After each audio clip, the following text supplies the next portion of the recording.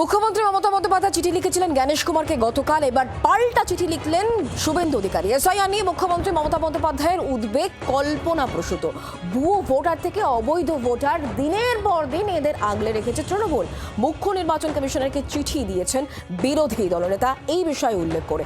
আমরা বিষয় নিয়ে আরো কথা বলে জানবো। আমাদের সঙ্গে রয়েছেন আমাদের প্রতিনিধি মৌমিতা চক্রবর্তী টেলিফোন লাইনে। মৌমিতা, এবার শুভেন্দু অধিকারী তিনি পাল্টা চিঠি লিখলেন, সেখানে তিনি কি কি বিষয় উল্লেখ করেছেন?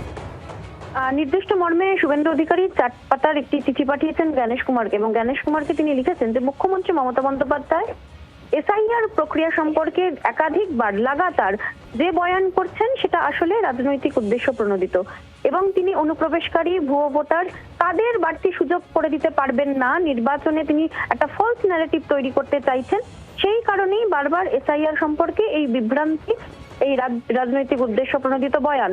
জ্ঞানেশ কুমারকে তিনি এটাও উল্লেখ করেছেন যে যেভাবে মুরগানের সঙ্গে ব্যবহার করা হয়েছে বা একাধিক জায়গায় এসআইআর প্রক্রিয়া শাসক দলের তরফ থেকে নির্দিষ্ট অভিসন্ধি নিয়ে আটকানোর চেষ্টা চলছে, সমস্ত ঘটনার উল্লেখ করেছেন রাজ্যের বিরোধী দলনেতা। এবং গোটা ঘটনা নিয়ে জ্ঞানেশ কুমারের দৃষ্টি আকর্ষণ করে তিনি বলেছেন যে এসআইআর প্রক্রিয়া যাতে কোনো রকম ভাবে কোনো সমস্যা না হয় এবং ভোট নির্বাচন যাতে সুষ্ঠুভাবে সম্পন্ন করা সম্ভব হয়, সেই কারণে এই বিষয়ে উপযুক্ত পদক্ষেপ যেন জ্ঞানেশ কুমার নেন। ধন্যবাদ মৌমিতা আমাদের সঙ্গে টেলিফোন লাইনে থাকার জন্য। শুভেন্দু অধিকারী যখন চিঠি লিখছেন জ্ঞানেশ কুমারকে, তখন পাল্টা তৃণমূল কংগ্রেসের আইটি সেলের স্টেট ইনচার্জ দেবাংশু ভট্টাচার্যের বক্তব্য কি শোনাবো।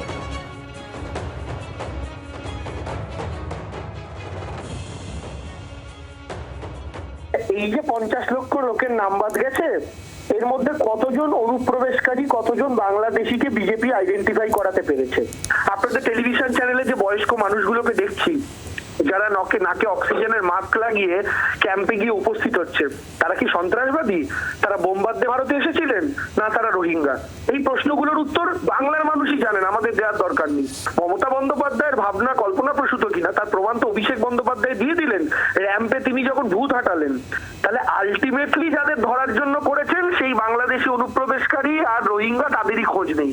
তাহলে কার অভিযোগ কল্পনাপ্রসূত আর কে সত্যি সত্যি কল্পনাপ্রসূত নাটক করে ঢাকার চেষ্টা করছে, কে সত্যি সত্যি ব্যাপারটাকে গাঢ় করার চেষ্টা করছে, এটা তো সাধারণ জনগণ দেখতে পাচ্ছে। কথা বলবো আমরা। টেলিফোন লাইনে যোগাযোগ করতে পেরেছি বিজেপি নেতা রাহুল সিনহা এই মুহূর্তে আমাদের সঙ্গে রয়েছেন টেলিফোন লাইনে। রাহুল বাবু, গতকাল মুখ্যমন্ত্রী মমতা বন্দ্যোপাধ্যায় জ্ঞানেশ কুমারকে চিঠি লিখলেন, পাল্টা শুভেন্দু অধিকারী চিঠি লিখলেন, এবং সেখানে তিনি উল্লেখ করলেন যে এসআইআর নিয়ে মুখ্যমন্ত্রী মমতা বন্দ্যোপাধ্যায়ের উদ্বেগ কল্পনাপ্রসূত। আর এই জায়গা থেকে তৃণমূল কংগ্রেসের তরফ থেকে বলা হচ্ছে এই যে টেলিভিশনেই দেখা যাচ্ছে যে দিকে দিকে মানুষের হয়রানি, এই হয়রানিগুলো কি সত্যি কল্পনাপ্রসূত? কি বলবেন আপনি? দেখুন, একটা মানুষ কোনো অভিযোগ করেনি, হাসি মুখে মানুষ সমস্ত এসআইআর এর কাজ সম্পন্ন করেছে, হিয়ারিং এর কাজও সম্পন্ন হচ্ছে। যত বিরক্ত হচ্ছে তৃণমূল কংগ্রেস, যত বিরক্তি হচ্ছে মমতা ব্যানার্জি, তার মানে এটা সমস্যাটা হচ্ছে তৃণমূল কংগ্রেসের, সমস্যাটা হচ্ছে মমতা ব্যানার্জির গদিতে থাকবে কি থাকবে না। ভুয়া ভোটারের ভোট না পেলে মমতা ব্যানার্জি জিতবে কি জিতবে না, এটা মমতা ব্যানার্জির সমস্যা। অতএব এটা তো বাংলার মানুষের সমস্যা নয়। অতএব ওনার নিজ ব্যক্তিগত সমস্যা, উনি জ্ঞানেশ কুমারকে জানিয়েছেন, জ্ঞানেশ কুমার ব্যক্তিগত সমস্যা শুনে নেবেন। কিন্তু জ্ঞানেশ কুমার তো ব্যক্তির জন্য কাজ করছে না, কোনো পার্টির জন্য কাজ করছে না। জ্ঞানেশ কুমার কাজ করছে রাষ্ট্রের জন্য, রাষ্ট্রের মানুষের জন্য, বাংলার মানুষের জন্য।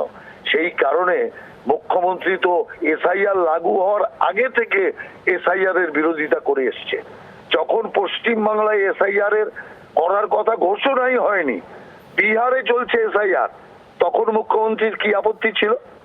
বিহারে এসআইআর যদি হয় তো মুখ্যমন্ত্রীর আপত্তি কি ছিল? তৃণমূলের কি আপত্তি ছিল যে তৃণমূলের কৃষ্ণনগরের সাংসদ গিয়ে ওখানে সুপ্রিম কোর্টে কেস করলো বিহারে যাতে এসআইআর বন্ধ হয়ে যায়? তাহলে কিসের জন্য?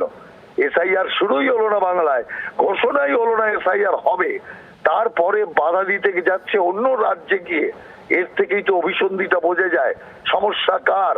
সমস্যা মমতা ব্যানার্জির নিজের, উনি গদিতে থাকবে কি থাকবে না তার সমস্যা। সমস্যা তৃণমূল গদিতে থাকবে কি থাকবে না তার সমস্যা।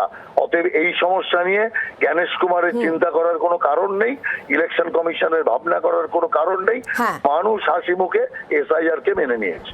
রাহুল বাবু, ধন্যবাদ আমাদের সঙ্গে টেলিফোন লাইনে থাকার জন্য। এই মুহূর্তে আমরা টেলিফোন লাইনে যোগাযোগ করতে পেরেছি প্রদেশ কংগ্রেস সভাপতি শুভঙ্কর সরকার এই মুহূর্তে আমাদের সঙ্গে রয়েছেন টেলিফোন লাইনে। শুভঙ্কর বাবু, জ্ঞানেশ কুমারকে এবার চিঠি লিখলেন মমতা বন্দ্যোপাধ্যায়ের পাল্টা শুভেন্দু অধিকারী, এবং যেখানে তিনি উল্লেখ করছেন এসআইআর নিয়ে মুখ্যমন্ত্রীর যে উদ্বেগ তা কল্পনাপ্রসূত। আসলে ভুয়ো ভোটার থেকে অবৈধ ভোটার তাদেরকেই দিনের পর দিন তৃণমূল কংগ্রেস আগলে রেখেছে।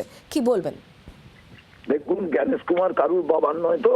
জ্ঞানেশ কুমার ভারতবর্ষের নির্বাচন কমিশনার, তাকে যে কেউ চিঠি লিখতে পারেন, যে কোনো রাজনৈতিক দলের লোক। ইনি তো কারুর ব্যক্তিগত সম্পত্তি নয় যে তাকে কেউ লিখতে পারবে না। আর দ্বিতীয় কথা, বুদ্ধদেব ভট্টাচার্য যখন মিটিং করতেন তারপরের দিন গিয়ে মমতা বন্দ্যোপাধ্যায় সেখানে মিটিং করতেন। ঠিক একই কায়দা সেই স্কুলিং এর ছাত্র তো শুভেন্দু অধিকারী। তিনি মমতা চিঠি দিলে একটা চিঠি দিতে হবে, ওখানে একটা মিটিং হলে ওটাই করতে হবে। পশ্চিমবঙ্গের রাজনৈতিক কালচারটা এরা সত্যানাশ করে দিয়েছে। এবং আমি মনে করি জ্ঞানেশ কুমারজি তিনি ফ্রি, ফেয়ার অ্যান্ড ফেয়ারলেস নির্বাচন করাতে গিয়ে তার যে নিরপেক্ষ ভূমিকা থাকা প্রয়োজন, তিনি বিভিন্ন রাজনৈতিক দল গুরুত্ব সহকারে চিঠি দেবেন, গুরুত্ব সহকারে বিচার করবেন, এটাই তার কাছ থেকে কাম্য। কিন্তু তিনি তো আগে থেকেই বিজেপির সঙ্গে অশুভ আতাত করে বসে আছেন। এখন তিনি অলিখিতভাবে বিজেপির সর্বভারতীয় সভাপতি হিসাবেই কাজ করছেন। বাংলার আওয়াজ, বাঙালির আবেগ, জি 24 ঘন্টা।